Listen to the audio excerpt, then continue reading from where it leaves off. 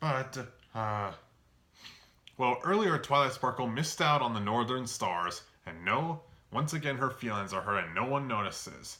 And then, in the end, Twilight's family try to make it up to her, and what do? All they do is just dress up in star costumes and do a fake reenactment of the Northern Stars. Now, I understand they were doing everything they could, but honestly, it just doesn't work. I mean, what they could have done is maybe either take Twilight on another Zeppelin cruise to see the Northern Stars, or maybe just take her on another trip to see the Northern Stars. Or they could use their magic powers to create an illusion to look like the real Northern Stars. Oh, and it doesn't help that me and the audience don't even get to see the actual Northern Stars. So, overall, Once Upon a Zeppelin's a mediocre disappointment. But we still have 5 more episodes on this list. At number 5, we have Secrets and Pies. Nice. Now, this, I'll just say one thing. This new writer for My Little Pony, Josh Hamilton, he's best known for writing for Avatar The Last Airbender and Legend of Korra. But when he was sent to write for My Little Pony Friendship is Magic, I think he might have been trying to make his stories seem too safe and child-friendly, to the point where he just ends up becoming a mediocre writer in my opinion. Now, Secrets and Pies is better than the last 2 on my list that we'll get to later, but, well, I mean, I will say it does do a better job of putting Rainbow Dash in the wrong than the next episode. But the biggest problem with Secrets and Pies, well, it feels like a filler episode, and feels like it belongs in G3 of My Little Pony, and basically it's just about how you should be honest about not liking your foods. But still, Rainbow Dash was just despicable in this episode. She really thought that Pinkie Pie would be stupid enough to believe that she ate her pies while she wasn't looking. And honestly, what Rainbow really should do, which she does learn a lesson in, is to just be honest with Pinkie, or she could also just eat her freaking pies. Also, there's a continuity error. Like, what about those apple pies that Rainbow ate at the race at Brotherhood Social? Honestly, I kinda hate it when the show ignores continuity for the sake of a plot. And of course, this feels like I mean, I don't mind filler episodes. I mean, the show does do that.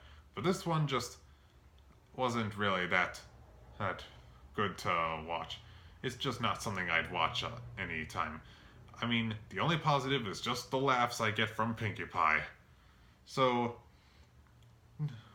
let's just get to the next episode. Now we get number 4, Triple Threat. Yet another Josh Hamilton episode. I told you there would be 2 more. Now,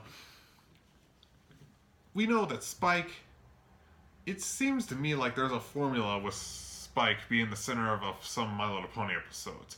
Ever since season 3, first Spike had a couple good season 4 episodes, and then he had a bad season 5 episode. Then he had some good season 6 centered episodes.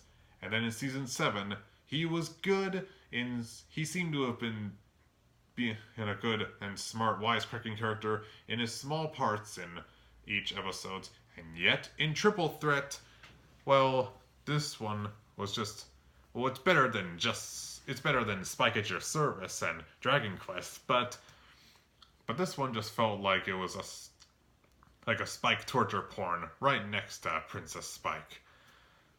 So, like in this one, Spike was supposed to have a festival for Ember to show her about the friendship the ponies have.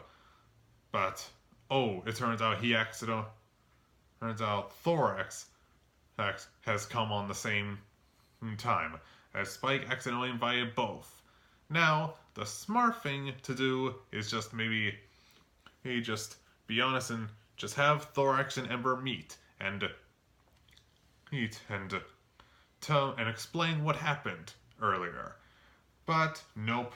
Then we have to have like we have to have this whole like going back and forth to each and trying to keep them apart because oh no, what if they don't get along? They'll just end up starting a war between the changelings and the dragons.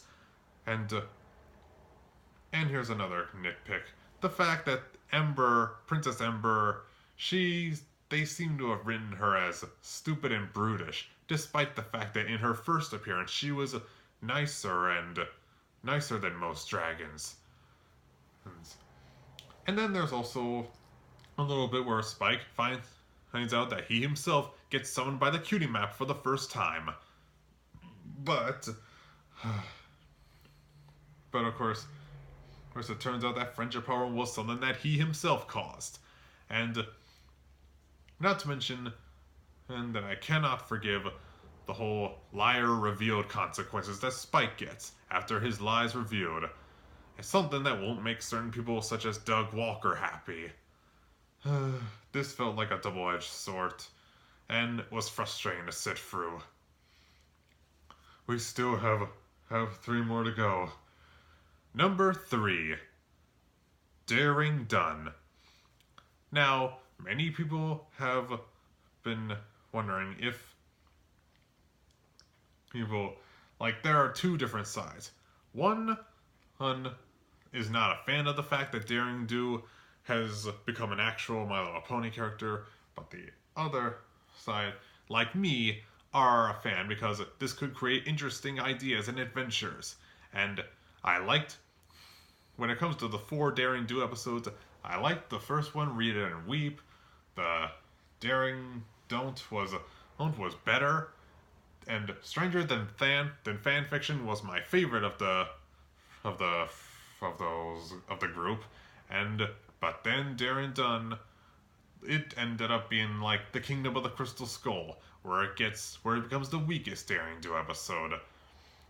One of the problems is they made Daring Do kind of a downer in this. Like, it turns out she's retiring because, like, the fact that her heroism might have caused consequences and, like, caused damage to a city. But, now, maybe they could teach a moral, like, in Captain America Civil War, about how saving the world can give consequences, like cause damages to the city. And maybe they could have taught a moral about how maybe Rainbow and Pinky could accept the fact that A.K. Ewing is retiring. But, and not to mention, besides Daring Do acting like a downer, then there's of course the villain, who's hooded, like is too obvious to even not see coming. And then of course I can nitpick about, but aside from the fact that the villain's too obvious, aside from the fact that it's very predictable, aside from the whole like suspensions of disbelief, and aside from how like the third act when they have to write Rainbow Dash as a damsel in distress, despite being the fastest flyer in Equestria, and aside from many other annoyances, a few positives are, but not only do they at least have a good moral, but Pinkie Pie was definitely not only funny, but I admire how Pinkie was at least the voice of reason, and seems to have been given all types. And of course, this does introduce a legend, and in this, named Somnambula. So it's just the weakest Daring Do episode. And at number 2, we have Parental Guidance. This episode.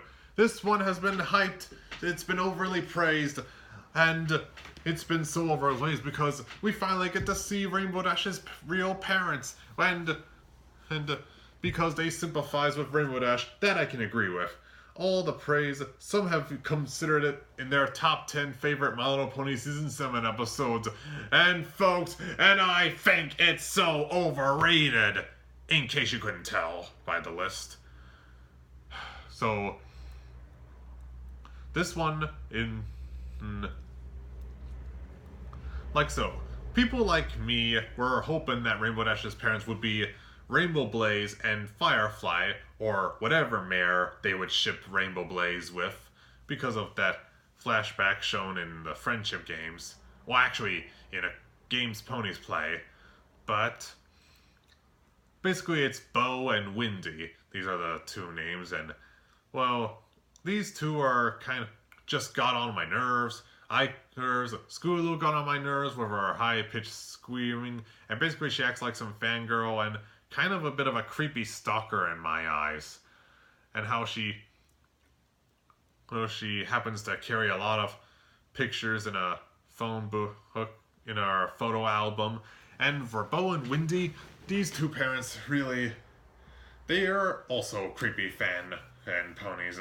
Like how they keep everything, like even a diaper, and like any award for every talented thing Rainbow Dash has done growing up, and then of course now that Scootaloo has told the parents and then doesn't even tell Rainbow Dash about it, this leads to them going all over the top with their cheering to the point of overkill and embarrassing Rainbow Dash even in front of the Wonderbolts.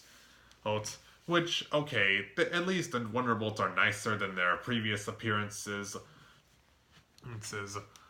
But then, the biggest problem is this reminded me of Cars 2 when I think back at it. Like, Rainbow Dash calls out her parents, well, rather harshly I might add, but then Rainbow Dash gets chastised by the script. Well, mainly chastised by Scootaloo for how she treated her parents, except Rainbow Dash herself is actually in the right. Which, that reminded me of Cars 2, when Lightning McQueen, got chastised by the script for how he snapped at Mater. And yet, both him and Rainbow were almost as reasonable, and were kind of in the right, and yet they get chastised. Yeah, they were harsh, but still. Oh, could anyone blame them? And on top of that, this whole thing is Scootaloo's fault. And not to mention, the ending, just when it seems like the parents have learned their lessons, when they tell Rainbow, you didn't have to put on this whole apology show. Yeah, it was so big and kind of embarrassing. But then we have to have Rainbow and her parents barge in to cheer her on Scootaloo for her report on Rainbow Dash, even in the middle of class, while even Cheerly says, okay, that's enough, this isn't a rock and roll concert here. Now, to me, yeah, again, the moral just felt one-sided. There are so many things wrong, and it reminded me of Cars 2, the worst Pixar film ever made. But we still have one more. But before I talk about that, how about some dishonorable mentions? There's Marks and Recreations, mostly because of how much of an unlikable twerp that Rumble was, and how he felt too much like Diamond Tiara, to the point where I wish that Diamond Tiara was put back in the show ever since her redemption. And of course, Celestial Advice, which may go against how people thought of Princess Celestia.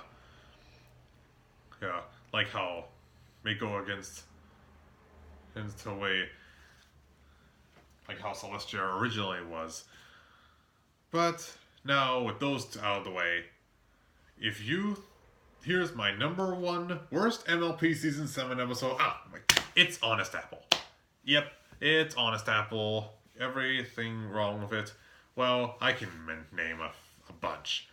So, Rarity chose 3 judges for a fashion show, or a fashion contest. And they are Photo Finish, Hoity Toity, and Behind Her Back, Just one day